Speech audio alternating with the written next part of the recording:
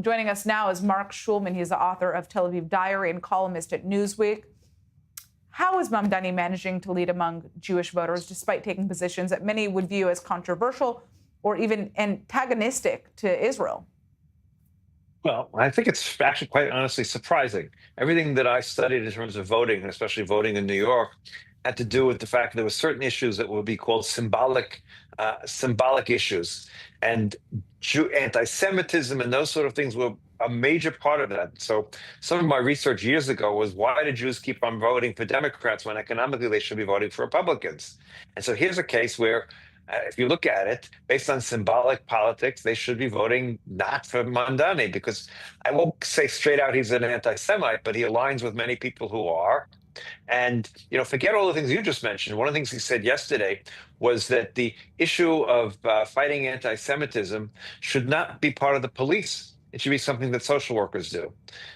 So he's very, very problematic. Now, I think what you said also is very true. I think Israel there's a disconnect today between what the young people, at least, see themselves in identifying as Jews and identifying with Israel.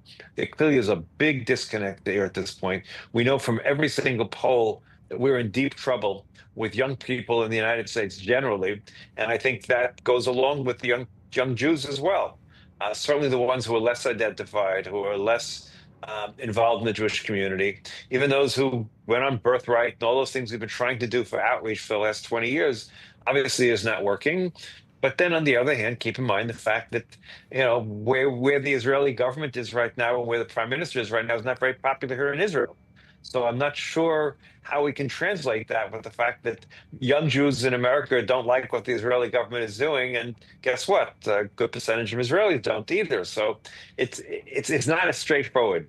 But still, I have to admit, I'm quite surprised that he's getting this level of support amongst Jews in New York. I think it's surprising. I think he represents a dangerous candidate to be able to speak the way he has been, and not to be able to draw the clear lines. He was forced to say, well, I'm not going to globalize the Intifada anymore, but he had to be really, really pushed in that direction.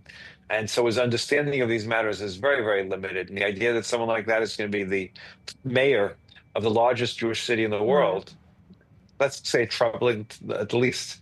Let's put it that way. All right, Marc Schulman. I'd like to thank you so much for joining us.